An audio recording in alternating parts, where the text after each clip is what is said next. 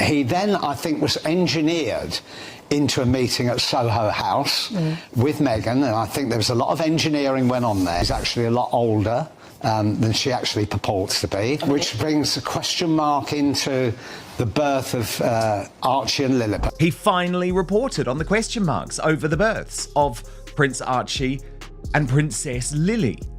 It's a man called Jeff Banks, and he was a very famous British TV presenter. He has been red-pilled of late, and he appeared on GB News to debate Meghan Markle, and finally, someone in the mainstream media has been doing their research. He dropped the bomb that the Soho House meeting between Meghan Markle and Prince Harry was quite clearly engineered, and he even questioned Meghan's age.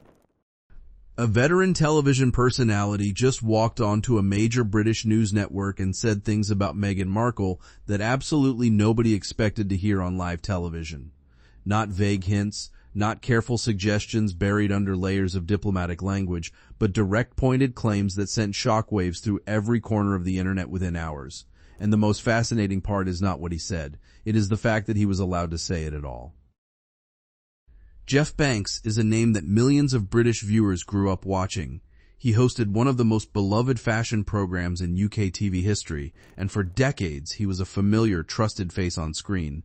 But his recent appearance on a prominent British news channel had absolutely nothing to do with fashion.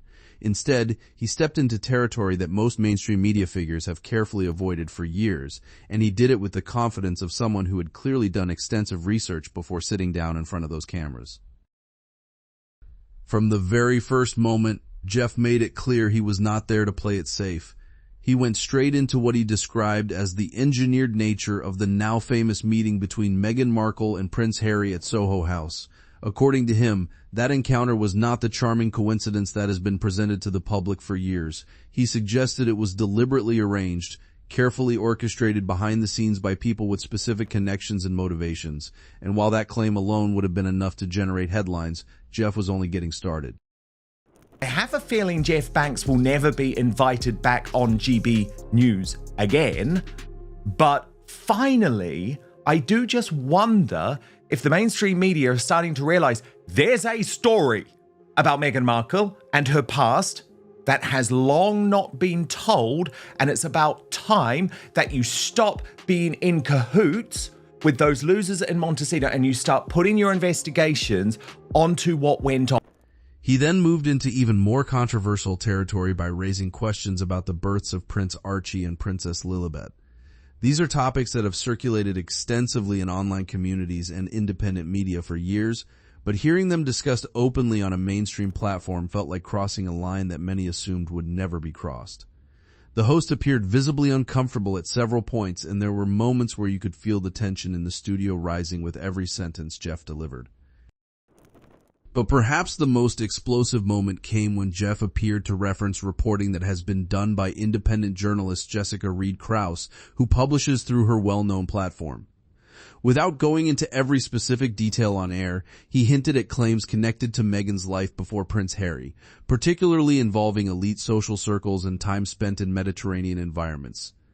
These are allegations that have been building momentum online for a considerable period, and hearing them even partially acknowledged on TV represented a significant shift in how this story is being handled by larger media outlets. And then, as if the segment had not already pushed enough boundaries, Jeff questioned Meghan Markle's publicly known age. He stated directly that he believes she may be significantly older than what has been reported, citing comments he attributed to members of her own family and people who attended school with her. According to his claims, contemporaries from her educational background have suggested a gap of several years between her stated age and what they remember. Got out of the royal family, she couldn't be part of all of that. He then, I think, was engineered into a meeting at Soho House with Meghan, and I think there was a lot of engineering went on there. I think she actually has not necessarily told the full truth about her age. I think she's actually a lot older than she actually purports to be. I think there's even her father and her sister have alluded to that.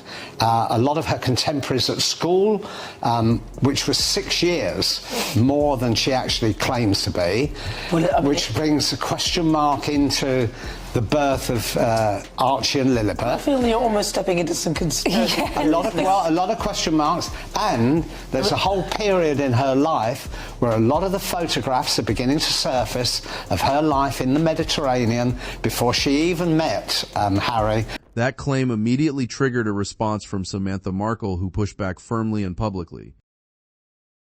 Samantha's rebuttal was detailed and specific. She laid out a timeline beginning with her own age in 1975, when she was 11 years old and the family was living in Chicago. She pointed to school enrollment records showing Meghan starting pre-kindergarten in the mid-1980s, which aligns with the established birth year of 1981. She described being present during their mother Doria's pregnancy and recalled personal memories from that time. She even referenced photographs from a 1986 school performance where Meghan appeared on stage at approximately 5 years old, surrounded by classmates whose ages could be independently verified through the school's own records. Friends with Samantha Markle, and she is absolutely convinced. She's seen this going viral again, Pete Diner, and she is absolutely convinced that it is totally wrong and totally unfair to suggest that the Markle family have been involved in any type of bid to cover up the truth about Meghan's age. And it is just worth me taking you through some of what she's actually said on this, P. Diner. Sam says she was 11 in 1975. They were still in Chicago at that point, P. Diner. So she says, there's no way my sister could only be 10 years younger than me. Everyone can verify at the school where she started in pre-kindergarten in the mid-80s, so she was born in 81. What made Samantha's response particularly noteworthy is the context of her relationship with Meghan. The two have had well-documented tensions over the years, which means if there were any truth to the age discrepancy claims, many observers believe Samantha would have had little reason to defend against them. The fact that she chose to shut those claims down completely, and with such specific detail, suggested to many that, at least on this particular point, the speculation may not hold up under scrutiny. But the age question was really just one piece of a much larger puzzle being assembled during this broadcast. The discussion around that initial Soho House meeting kept resurfacing, and one name that continued to appear was Marcus Anderson, a figure known for operating within high-level social networks connected to the exclusive members club. According to commentary during the segment, Anderson has remained closely connected to both Meghan and Harry, even as other early associates have reportedly drifted away over time. That persistence raised questions among those watching. If someone stays consistently close while others fade, what does that suggest about their role and how this entire story began? The segment also touched on something that has become increasingly difficult to ignore, and that is how Prince Harry has been presenting himself publicly in recent months. Multiple commentators pointed to what they described as a growing disconnect between how Harry appears during official engagements alongside Meghan and how he behaves once those obligations seem to end. One specific example discussed was his reported departure from a recent event, described as noticeably quick, almost as if he was eager to create distance the moment cameras stopped rolling. This observation fed directly into a broader conversation about the state of their relationship. Claims were referenced suggesting that financial pressures may be building, with one media figure who previously worked with outlets known for favorable coverage of the couple now reportedly discussing challenges that could be difficult to resolve. When someone who was once considered sympathetic begins shifting their tone publicly, it sends a signal that the overall media landscape around this couple may be undergoing a genuine transformation. There was also extensive discussion about Harry's relationship with the wider royal family, and this is where the emotional weight of the conversation really deepened. Recent images of Prince William, Catherine, Prince Edward, and Sophie appearing together at royal events were highlighted, with several commentators noting how naturally they functioned as a unit. Some media voices even began referring to them as a new core group within the monarchy, a label that carried heavy implications for Harry, who was once considered essential to that inner circle. The suggestion being explored is that Harry may be experiencing a growing sense of displacement, watching the institution he was born into continue thriving without his presence, seeing his brother form new alliances and strengthen existing ones, and recognizing that public sentiment appears to be shifting in a direction that does not favor him. All of these factors were described as potentially contributing to a deeply unsettled state of mind. Whether that interpretation is accurate or not, it clearly resonated with many people following the discussion.